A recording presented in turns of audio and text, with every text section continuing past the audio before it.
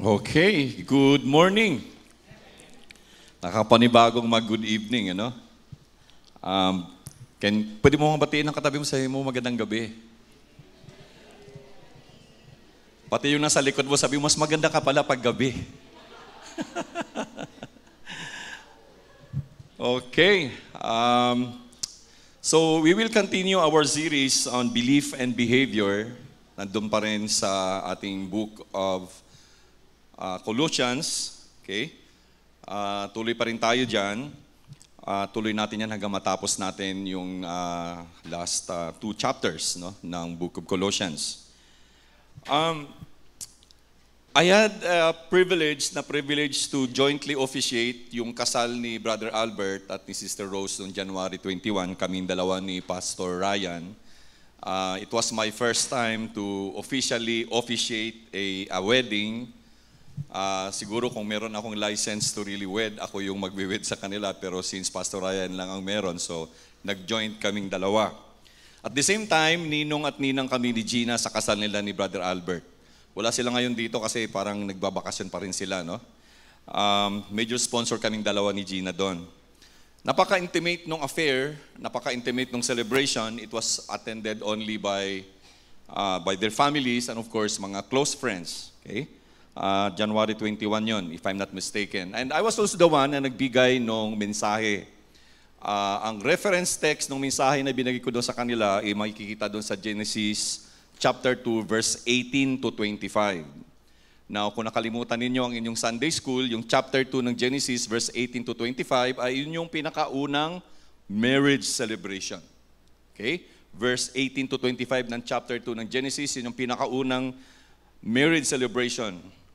I did that, and bearing in mind, iniisip ko na it is the first institution na ginawa ng Panginoong Diyos dito sa mundong ibabaw. Marriage is the first institution, or the home is the first institution God founded on earth. Yun yung pinakauna niyang ginawa. Ang institusyon na kanyang pinundar sa unang bahagi ng ating history. And then even the Lord Jesus Christ, nag-quote siya din dito about the first marriage doon sa Matthew chapter 19 verse 1 to 6. Nung tinanong siya nung mga Pariseo about divorce. So kinote niya yung Matthew 19, 1 to 6. This is really in reference to Genesis 2 verse 18 to 25. But nakakalungkot mga kapatid na kung ang bahay or yung tirahan or yung tahanan is the first institution that the Lord has founded, at present time, even during their time, it is already being rocked ever since. Inaalog. One good example is yung meron ako nabasang article sa Esquire magazine na sinulat ng certain F. Valencia. F. Valencia yung author na nagdi-discuss about doon sa 10 pinakamalaking society scandals sa Pilipinas. Okay? 10 biggest high society scandals in the Philippines. So, ang article or yung sinulat na yun ni F. Valencia ay nagkukwento about sa mga pinakamayamang mga mag-asawa sa buong Pilipinas na naghiwalay dahil sa napakaraming mga marital issues. Isa na dyan, pera. Pangalawa, third parties. And many other causes of their separation. Okay?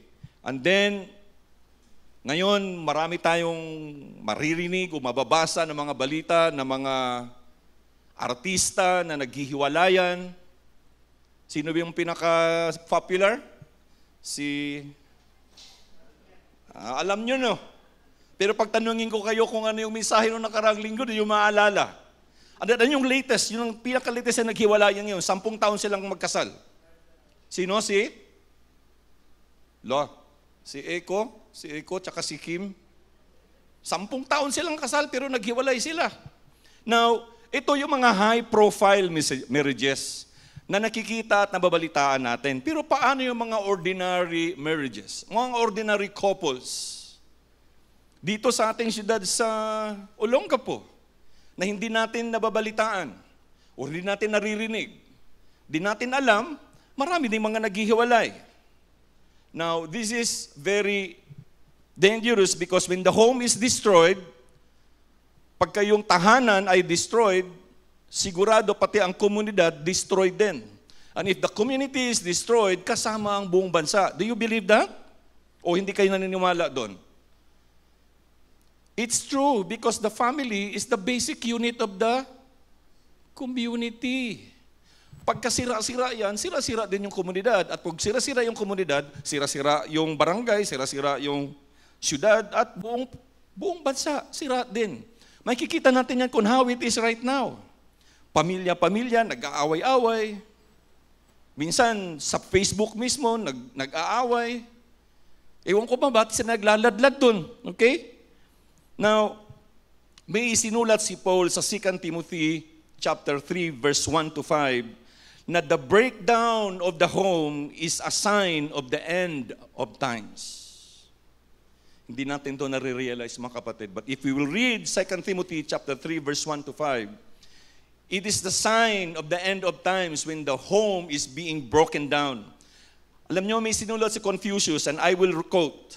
Sabi ni Confucius, the strength of a nation is derived from the integrity of its homes. Ang sabi ni Confucius, hindi naman siguro sa confused, pero ang sinabi niya, the strength of the nation is derived from the integrity of its homes. Now, paano ba natin mapapalakas ang ating mga tahanan? Now, dito, this is very up and very angkop sa ating lahat dahil mayroong mga magulang, mayroong mga anak, mayroong mga lolo, mayroong gustong magpakasal, mayroong mga mag-boyfriend at girlfriend dito sa ating congregation. And this message is for all of us. This is the reason kung bakit ang Kamakop ay nag-declare na every month of February on every year ay isa-celebrate bilang isang family month. So, family month ang February. Siguro tinaon na rin dahil ang buwan ng Pebrero ay buwan ng mga puso. Okay? Now, naniniwala tayo, we believe na yung ating pananampalataya sa Panginoong Diyos ay binabago tayo. Amen? Do you believe that? Na habang tayo ay nananampalataya sa Panginoong Diyos, sa Panginoong Hesukristo, ang buhay natin ay binabago. Kung binabago ang buhay natin, dapat ang bahay o ang tahanan natin ay magbabago din. Okay? So, ang ating mga sambahayan, yung ating mga tahanan, dapat ay nagbabago din kung tayo na bilang nakatira doon or member ng isang pamilya ay nagbago na. And ito ang pinakamalaking maiaambag natin sa ating komunidad bilang mga follower ng Panginoong Hesukristo na magtatag ng isang tahanan, ng isang Christian home na matibay. The followers of the Lord is to build godly Christian homes. At ito yung ating matutunan tonight. Because the title of our message this morning is yung ating this evening is yung ating mga pamamahay. The believer's home. Ang tahanan ng mga mananampalataya kay Panginoong Hesukristo. Now, before that, let us open our Bibles and let us read Colossians chapter 3, 18 to 21. So babasahin ko to sa version ng New International Version. So, in reverence to the Word of God, let us all stand up. Let us all stand up. So follow me silently as I read in the New International Version of the Bible. Verse 18 says, wives, submit yourselves to your husbands, as it is fitting in the Lord. Husbands, love your wives, and do not be harsh with them. Verse 20, children, obey your parents in everything, for this pleases the Lord. Fathers, do not embitter your children, or they will become discouraged. Let us pray. Lord, we ask, Lord, for your wisdom. We ask, Lord, for your understanding. Ang amin pong nabasa a while ago ay napaka-familiar na mga bersikulo sa Biblia. And since it is very familiar for all of us, minsan nawawalan ito ng meaning sa amin. Minsan, Lord, nagbibigay ito ng kakaibang meaning or pagkakaintindi sa amin. So tonight, we ask you, Father, to open up our minds and help us understand, Lord, sa inyong mensahe sa gabing ito. We pray, Father, that you'll open up our eyes so that we can see the reality, especially, Lord, in the Christian homes, between husband and wives, and between fathers and their daughters, and sa kanilang mga anak. Most of all, Lord, open up our hearts so that we can store ang mga principle, Lord, na tinuturo niyo sa amin. And help us, Lord, remember this so that we can live it, Lord, sa aming pang-araw-araw na pamumuhay. As you speak to us, Lord, to your words, we ask you, Father, to forgive also our sins. Cleanse us, Father, make us worthy. Even after this sermon, O Lord, ay magkakaroon kami ng celebration of the communion. So at this point in time, Father, we ask you to forgive us. Cleanse us, Lord, of our sins. And make us worthy, Lord, to receive your message and even, Lord, to receive the elements later on. Forgive also your servants. Your servant, Lord, has many, many sins in him. Cleanse him, O Lord, and make him worthy, Lord, to deliver your message this afternoon, or this evening, tonight. So salamat. We give you back the glory, even as we sit down, Lord, at your feet today. Speak, Lord, to your servants, and we will listen to you. Salamat. This is our prayer, and everybody will say, Amen and Amen. You may now be seated. Doon sa binasa natin, mga kapatid, in-address dito ni Paul ang sambahayan ng mga Colossian believers. Ang ginawa ni Paul, tinawag niya ang atensyon ng mga mag-asawa, husbands and wives. Actually, merong parallel nito. Nandun sa Ephesians chapter 5, verses 21 hanggang chapter 6, verse 9. So itong babasahin, at ito yung magiging series natin actually, it speaks about the home. Hindi lang ang mga mag-asawa, kundi kasama na rin yung mga anak. Hindi lang yung mga anak, kundi kasama rin yung mga household servants, yung mga katulong sa bahay. In fact, hindi lang yun, in-address din kasi slaves ang pagkasabi kasi rito sa sulat ni Paul. So ibig sabihin, yung mga homeowners, sila yung mga husband and wives, sila yung nagpapasweldo sa mga slaves. So that's why kasama sila na in-address ni Paul ang kung paano nila i-treat yung kanilang mga slaves o kanilang mga kasambahay sa bahay. O paano nila swelduhan, paano nila aalagaan. So, Paul appealed to all of them na dapat ang kanilang mga buhay, ang kanilang mga sambahay, ang kanilang mga tahanan should be pleasing to the Lord Jesus Christ. Hindi lang yung mga buhay nila as individual, kundi kasama ang sambahayan. So, merong mga principles si Paul na pinoint out niya rito so that we can build a Christian or a godly home. So, ang pinakaunang principle na sinabi ni Paul is about submission and loving. Submission and loving. Colossians chapter 3, verse 18 to 19. So, para maintindihan natin ito, mga kapatid, kailangan natin kuhanan yung konteksto ng pagkakasulat ni Paul dito. Kasi, yung submission na sinasabi rito, especially sa mga kababaihan, ay this is greatly misunderstood. Misunderstood by husbands, misunderstood by so many, and even sa buong mundo. So, para hindi natin ito misunderstood, kailangan natin na maintindihan yung konteksto. During the time ng Roman occupation sa buong siguro kalahati or 1/3 or 2/3 ng Europe, na nagbago rito ang posisyon ng mga kababaihan. Kung dati ang mga kababaihan ay second-class citizen lang sila, dito ay nagkaroon sila ng panibagong freedom. It changed their position in society. Parang katulad ngayon, na ang mga kababaihan ay mayroon ng another sense of freedom at nagkaroon ng stature sa lipunan. Hindi na sila yung tahimik lang. Pero some of them were not able to handle it well. So, ngayon, di ba, maraming siguro yung mga kababaihan, mga nanay, magagalit kayo sa akin. Minsan kasi meron tayong sarili nating pag-iisip. And then since we have this kind of freedom at gano'n ng stature, nag-iiba na ngayon yung gawi. So that's why si Paul, he appealed to them. And this letter and this message is an appeal also to all, hindi lang sa mga kababaihan, kundi kasama na ang ang buong pamilya.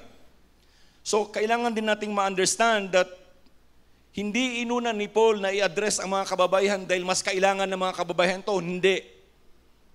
Hindi niya inuna ang mga kababaihan dahil kayo ang mas nangangailangan. Wait until we hear the message for the men or for the husbands. So wag muna tayong mag-react hanggat makumpleto natin yung ating mensahe tonight. Yung katagang submission is a very strong word. Kaya maraming nag-o-oppose, even yung mga women's league, yung mga lahat ng mga association, biruin mo yun, magsasubmit ka sa husband mo. Kasi ang pagkakaintindi ng husband mo for submission is that iba. So that's why, na modern society, dinireject nila yung idea about women's submission to their husbands. Now, nagkamali ba ang Diyos sa pagdideclare na ang mga kababaihan o yung mga asawa ay dapat mag-submit sa kanilang mga husbands? Meron bang error na nagawa ang ating Panginoong Diyos kung bakit ganon ang order sa tahanan? I mean, yung hierarchy sa tahanan? Kung tatanungin natin yan doon sa mga hindi believer, kaya nga ang title natin dito is The Believer's Home. Kung tayong tatanungin yan ng mga mananampalataya sa Panginoong Hesukristo, dapat ang answer natin, no. Agree or disagree? Hindi nagkamali ang Panginoong Diyos doon. Actually, ang problema mga kapatid is that it's not on what God has said. Ang problema is yung ating understanding of what God said. Ating pagkakaintindi kung anong sinabi ng Panginoong Diyos. Kasi the word submission dito is not about slavery. It's not about subjugation or pagsupil sa karapatang pambabae sa Tagalog, or subdue or pasukuin ang babae ng kanyang hasawang lalaki, or to put under control. Hindi yung ibig sabihin, yung kontrolin, hindi ganoon ibig sabihin ng submission. When the scripture says about submission, it's not like that. Kasi ang original na term ng submission, it is a military term. To arrange under rank. I-arrange siya under rank. Ang ibig sabihin nito, na kung ako ay lieutenant, hindi ibig sabihin na mas magaling ako sa sarhento ko. In movies, merong mas magagaling na mga sarhento kaysa sa kanilang mga lieutenant, di ba? Or hindi ibig sabihin na siya ay sarhento, mas magaling siya kaysa sa private. Hindi ganun. Ang ibig lang sabihin doon ay merong kanya-kanyang hierarchy, merong rango, may rank. Ang ibig sabihin yan. That's why submission here is ganun ang ibig sabihin. Because God wants order in the home. Gusto niya na merong pagkakasunod-sunod. Bakit ko nasabi yan? Because our God, the God that we are serving, He does everything in order and decently and in order. 1 Corinthians chapter 14:40 says, everything should be done in a fitting and orderly way. See? So, ang sabi, everything should be done in a fitting and orderly way. Ito yung ating Panginoong Diyos na pinagsisilbihan at sinasamba. He does everything in order. Hindi siya God of confusion. Okay? Now, alam nyo kung hindi nag-design ang Panginoong Diyos ng chain of command sa society na nag-umpisa sa bahay, magkakagulo tayo.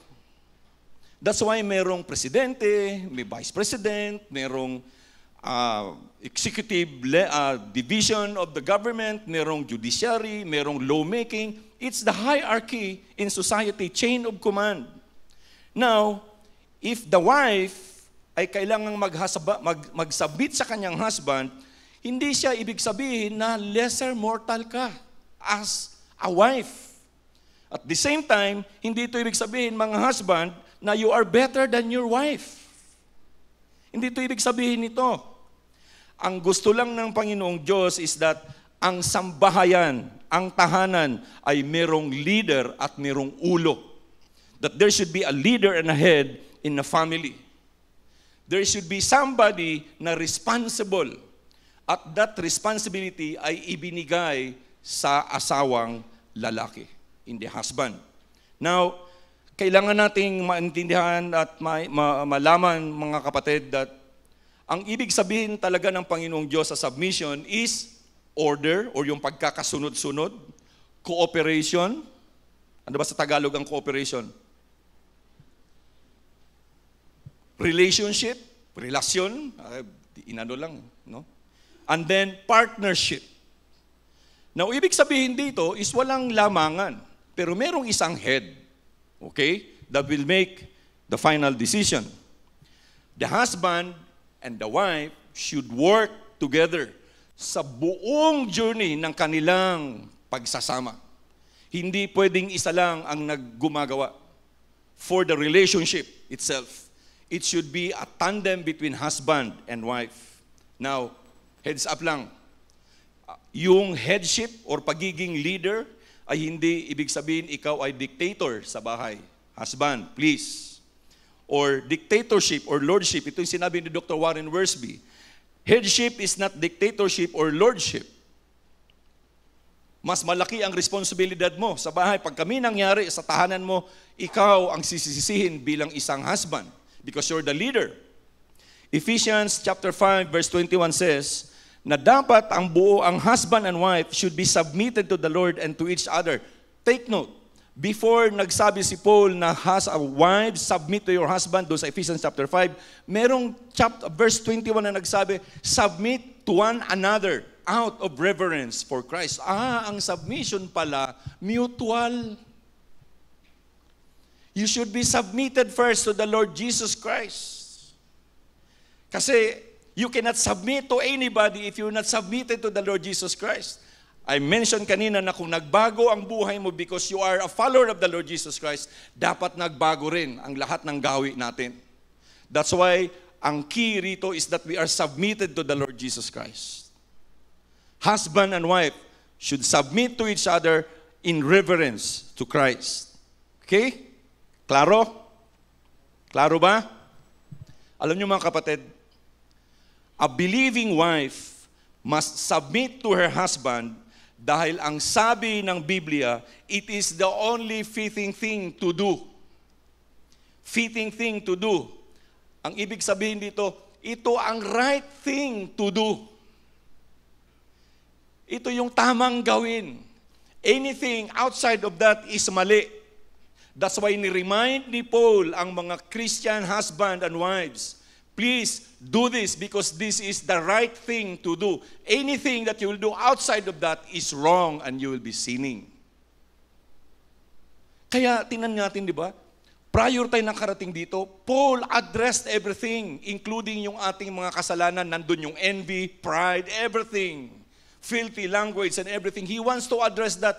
Pagdating dito, clean slate na lahat. Fitting means it is the right thing to do.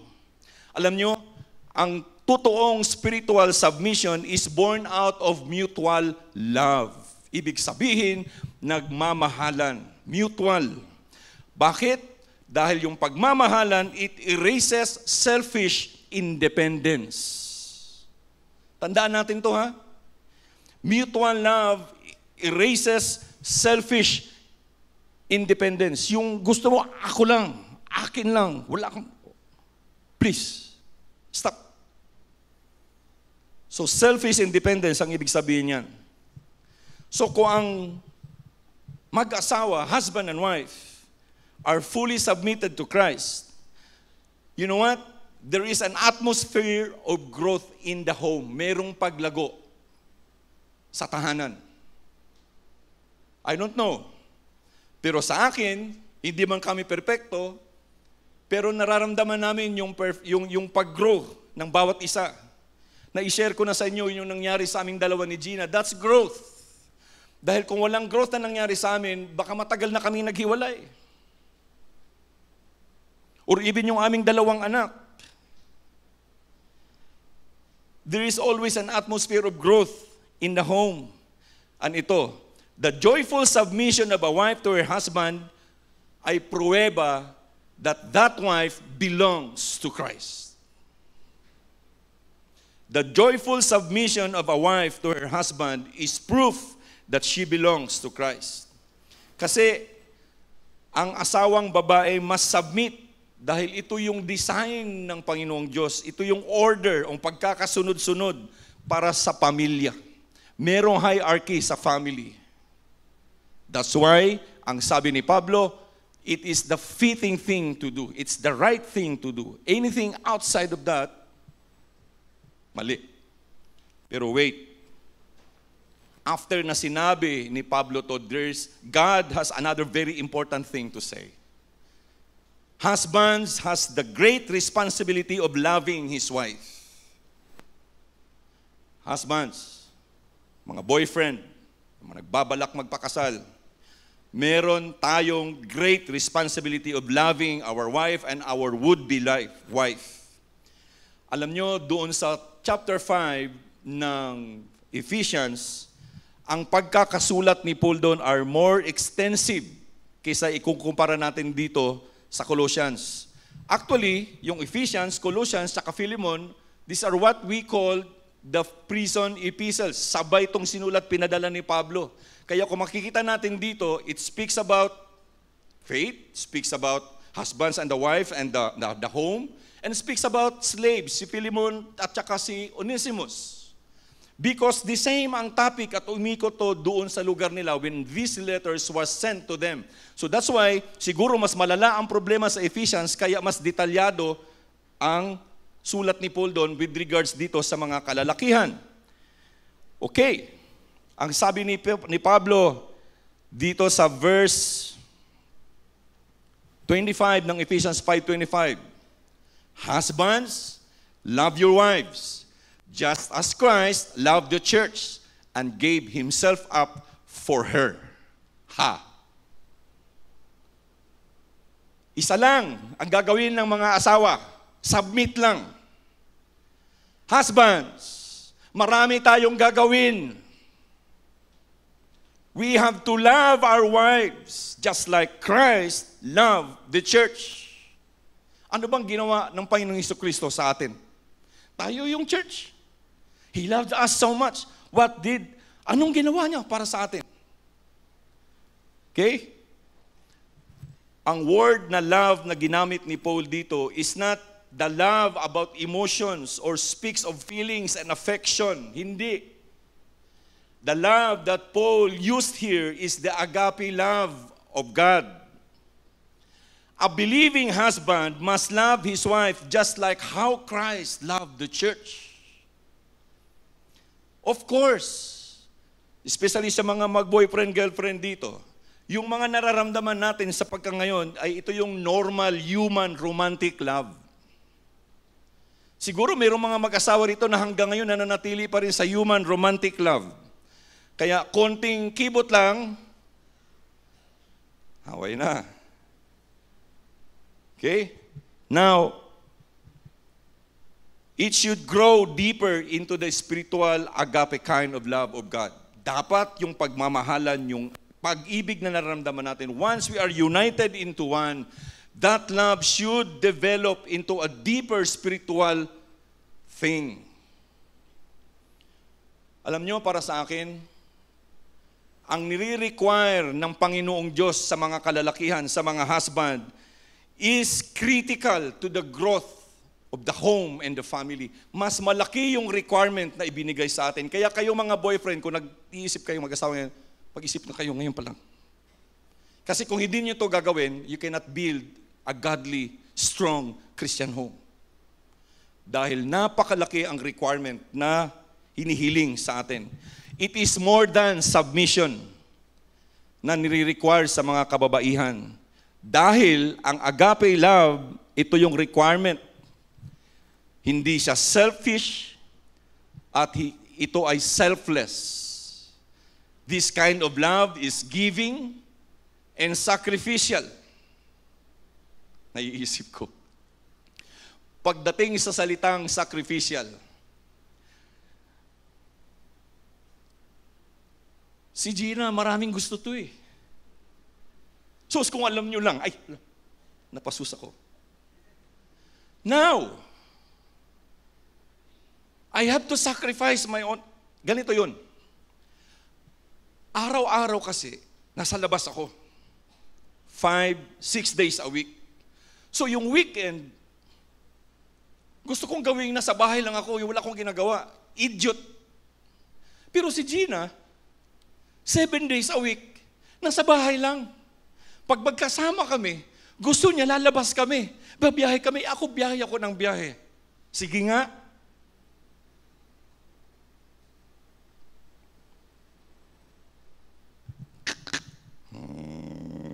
Drive kami dalawa. As we've been doing that for the past 1, 2 years, I enjoyed doing it. Now, if I try to do my own rights, gusto ko magpahinga, awa yan. So, ikaw, husband, sacrifice ka. Kahit pagod ka, gawin mo. Asawa mo yan eh. Sabi nga nila, happy wife, happy. Oy, huwag kayong maniwala dyan. Kasi hindi lahat ng wife ay happy. Kaya ang life hindi happy.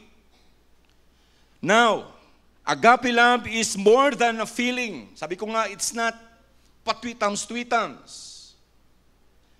It is commitment more than affection.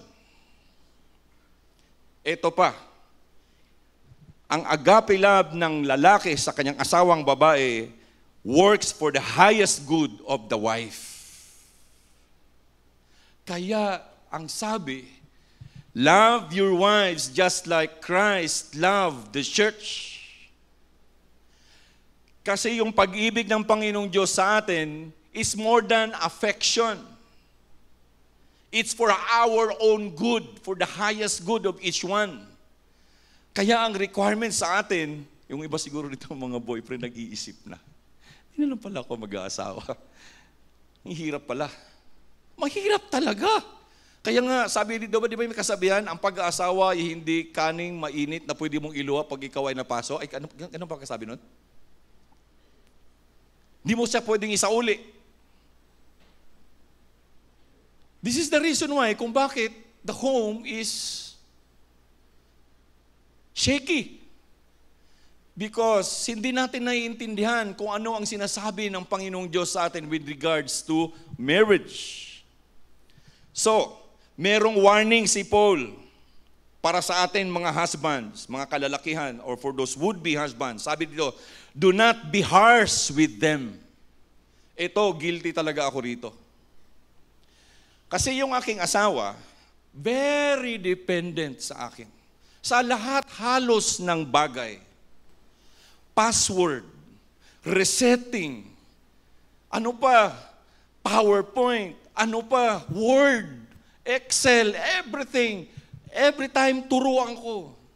Kahit nasa meeting ako magtatawag yan, paano nga ito gagawin? Anong gusto kong gawin? Sisigawan ko siya? May mga times na talaga nasisigawan ko si Gina. Tapos naalala ko to, do not be harsh.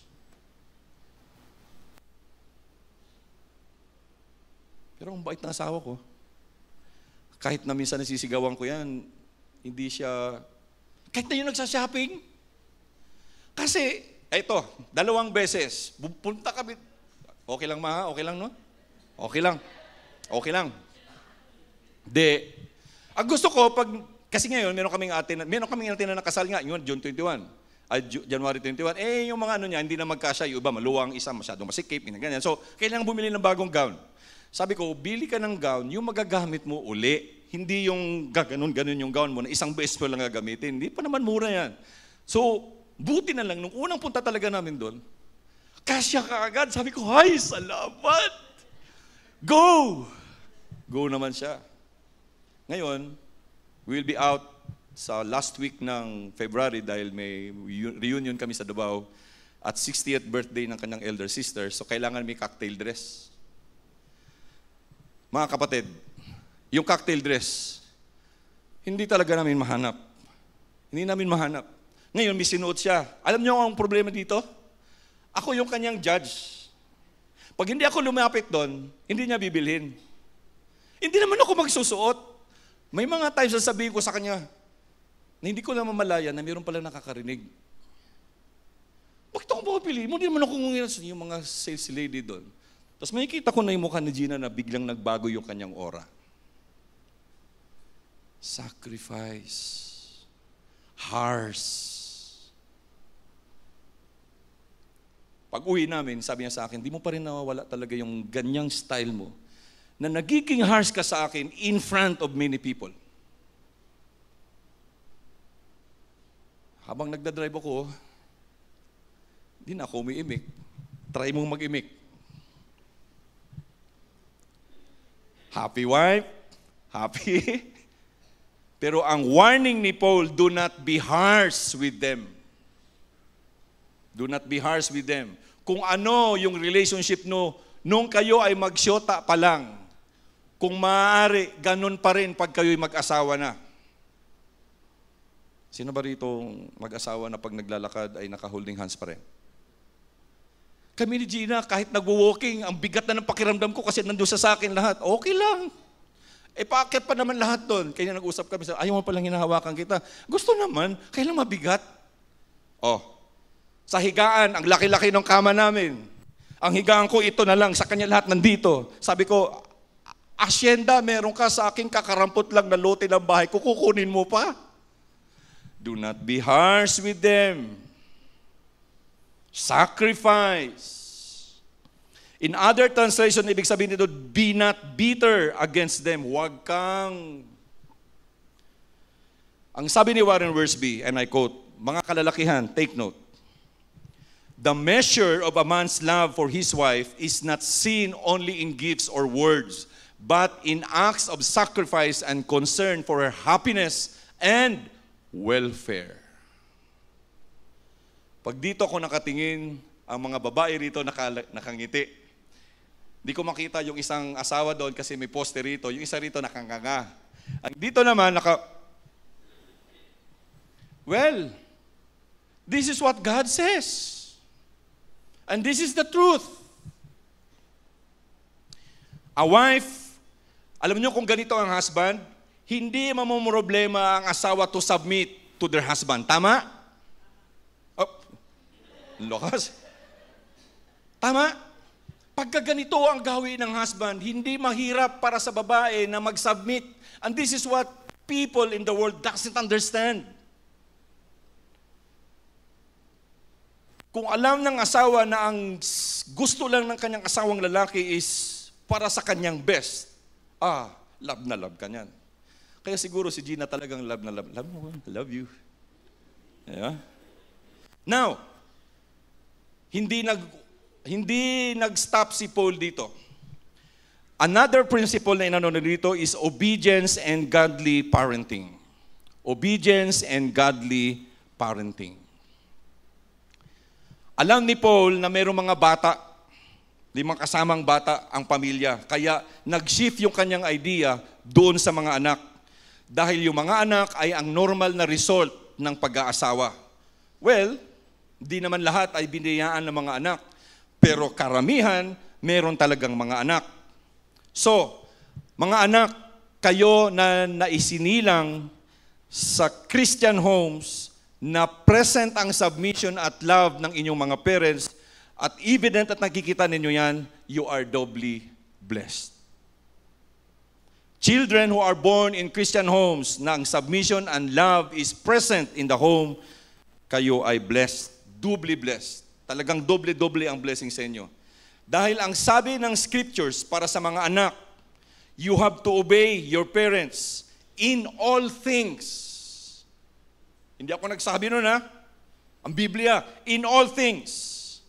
Ang obey, ang ibig sabihin ng obey rito ay you heed, you comply, and you follow directions.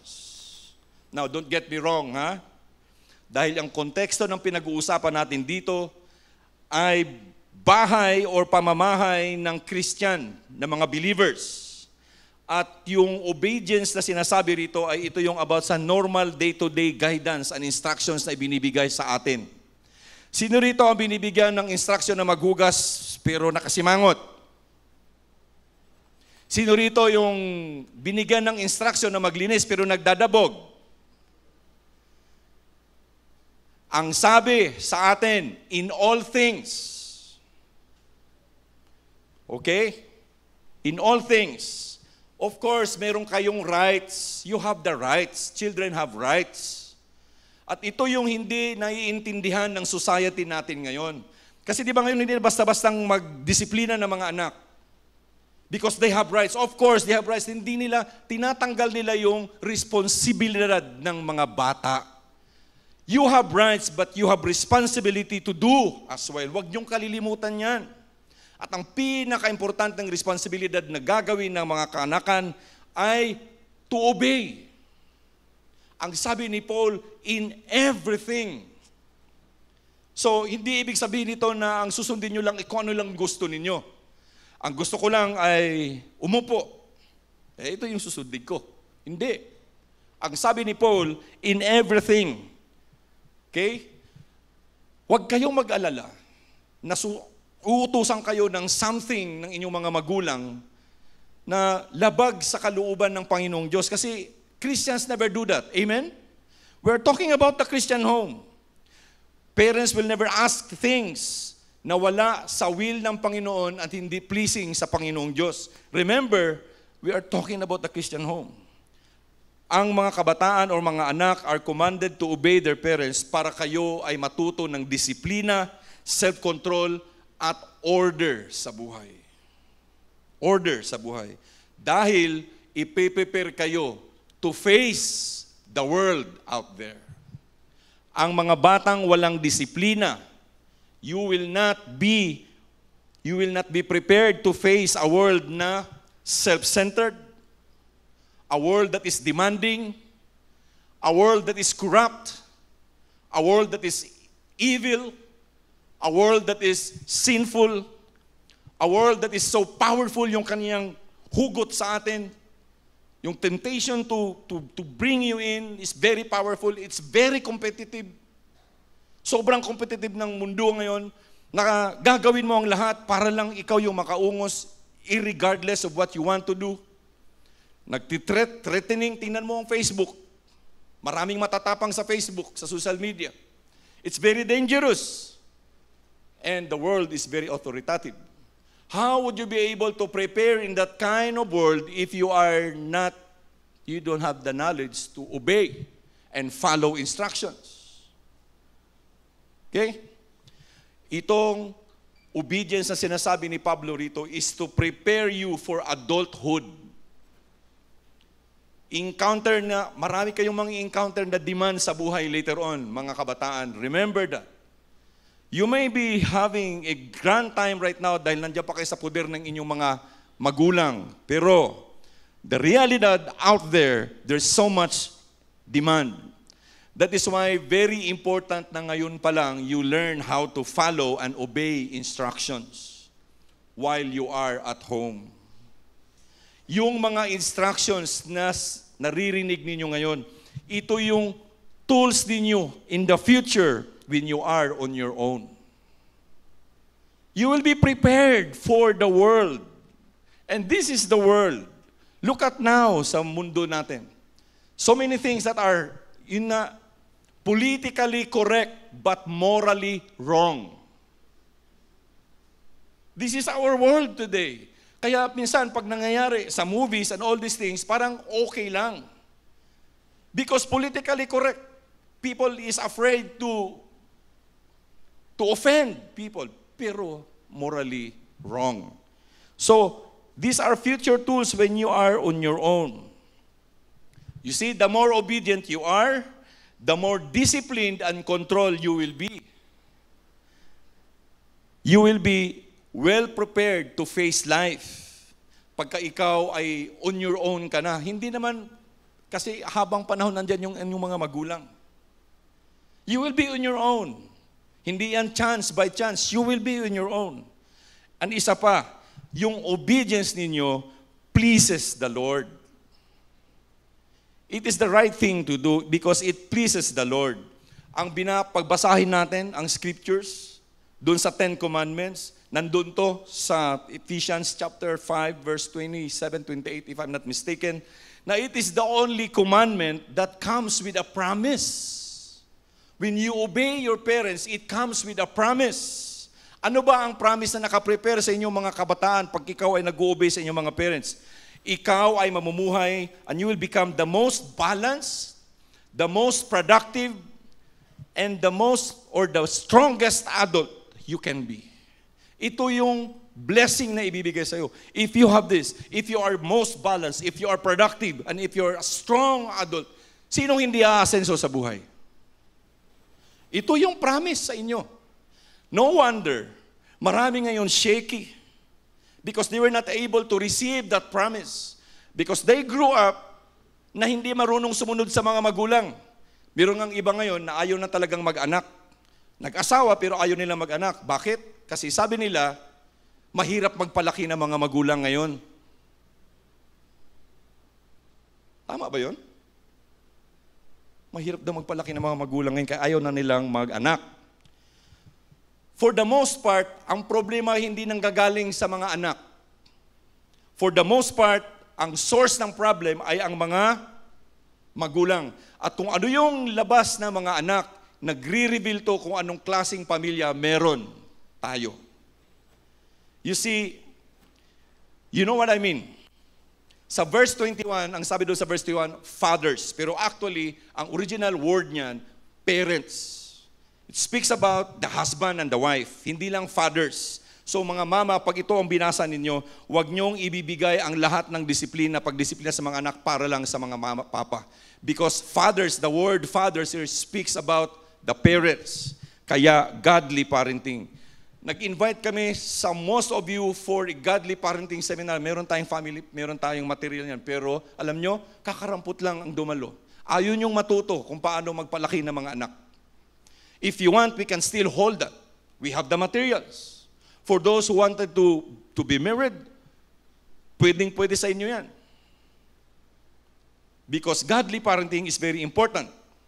Kasi ang mga parents na hindi marunong magdisiplina sa kanilang mga sarili, you will not be able to discipline your children. Isa sa aking mga anak, very vocal. He listens to what I say here in the pulpit. He listens to what I say to them every time na meron kaming family altar. He listens to me tapos pag nakita niya na hindi yun ang ginagawa ko, sasabihin niya sa akin, does it not what you said? Hindi yan yung sinabi mo, de. Ba't mo ginagawa yan? One thing, parents na hindi fully submitted to the Lord and hindi under the authority of the Lord Jesus Christ, hindi ka maaari kailanman na mag-exercise ng authority sa mga anak mo.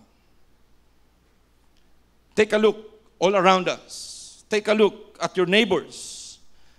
Parents are commanded not to provoke their children. Hindi fathers, parents. Kasi when you provoke your child, you bring them to resentment. Kaya meron nagre-rebelde. To provoke is to cause them to rebel against you and God. Alam nyo, ano tong mga character or behavior ng mga parents na nagpo-provoke sa ating mga anak?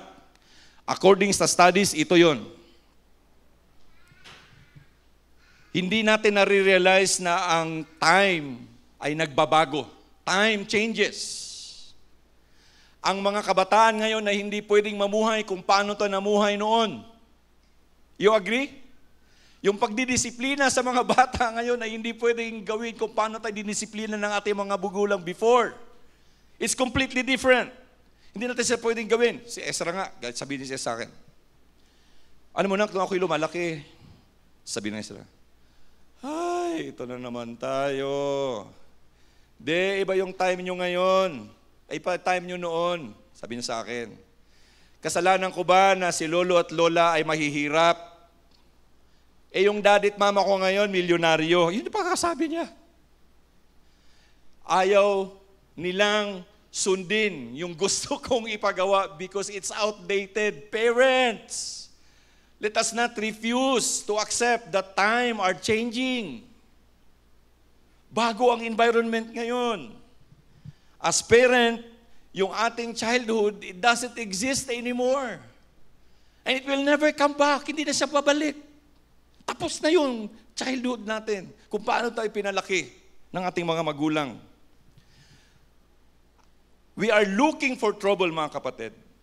Bilang mga magulang, kung hindi natin hayaan na lumaki yung ating mga anak sa kanilang generation today. We have to let them.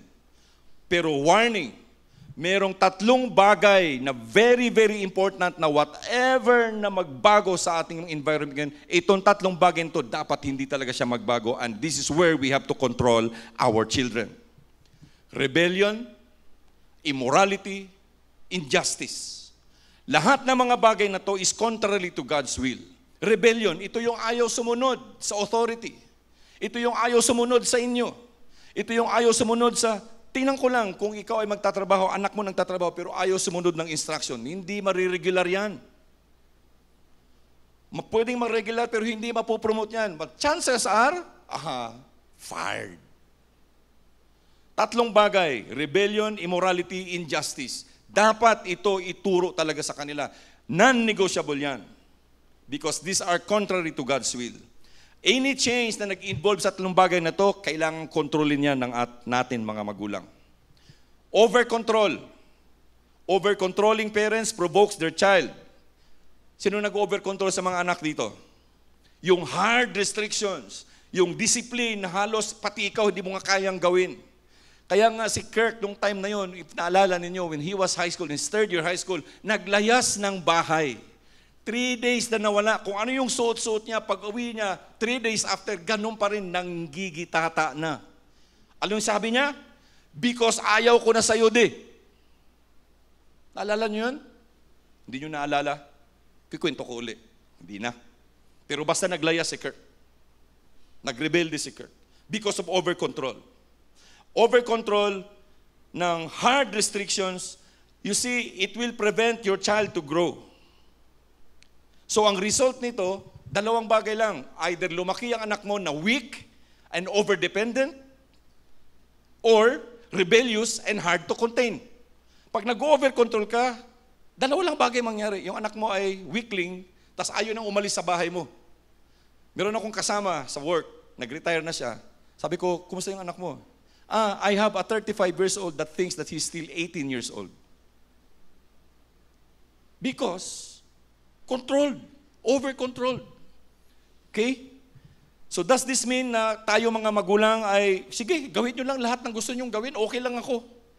No. Kailangan may limits. This is where the discipline and control comes. Kailangan na yung mga anak, pagka sila ay nag-cross na doon sa limits, nag-cross over doon sa limit, there should be a form of punishment. Mga anak, think about this. Your freedom is not limitless. Don't abuse the freedom that your parents will give you kung meron man. Kailangan natin mga magulang na magkaroon ng community life yung ating mga anak. Children must spend time with the community, sa kanyang mga barkada. You have to guide them. So ginawa namin noon nung time na yun, sige, you go na, pero ang limit mo, 11 o'clock, uwi ka na.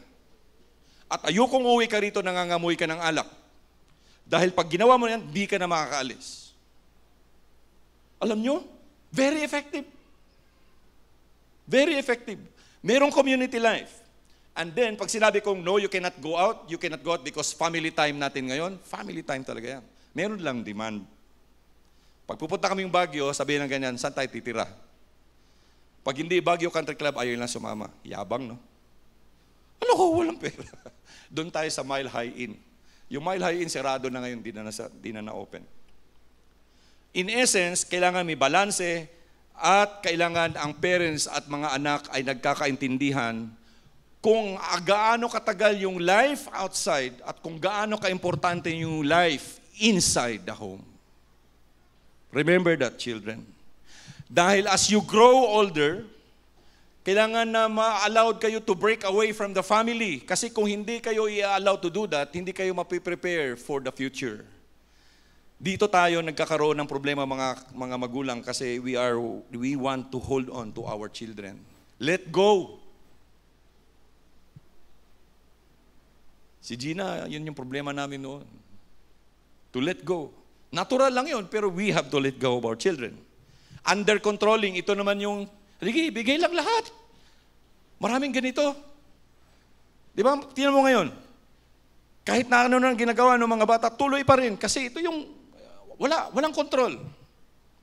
They pamper their children. Kahit na, di ko na sabihin kung ano pang mga ginagawa ng pampering natin. Spoiled. You spoil your children. Hindi to common lang sa mga marayaman, pati doon sa mga mahihirap na gustong magpakahirap sa pagtatrabaho para maibigay lang sa mga anak yung kanilang gusto, hindi naman kayang ibigay. Inconsistent life ng mga magulang. Number one cause. Common to para sa ating lahat.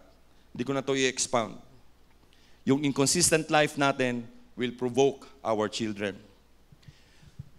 Napakalaki ang pagbabago ngayon sa mundo natin. Something is very wrong sa lahat ng mga tahanan natin ngayon. As I've said, the institution that God has founded is being destroyed dahil sa maling pagkakaintindi sa mga roles natin sa ating bahay and each member of the family. At itong wrong understanding na to is born out of the sins na prevalent ngayon sa ating mundo. No wonder, nga itinuro ni Paul muna sa mga taga-Colossians, yung mga basic, which is we studied for many months. I hope na naintindihan natin to mga kapatid because this is very important. Our leadership sa Kamakop, they don't want us to preach on topical matters. They want us to preach on biblical matters. Kung ano nakasulat sa Biblia, ituturo sa kongregasyon. Biblical matters. Kaya, again, our faith in the Lord Jesus Christ, it will not only change us, but also should change our homes and our families. Alam nyo, kung gagawin lang natin to, we will put this to heart. Yung mga principles ng submission and loving, the principles of obedience and godly parenting. And meron tayong conscious and intentional na follow-through. Alam nyo, we will be able to help to build a strong and lasting marriages and a strong spiritual homes. Magandang gabi po sa ating lahat.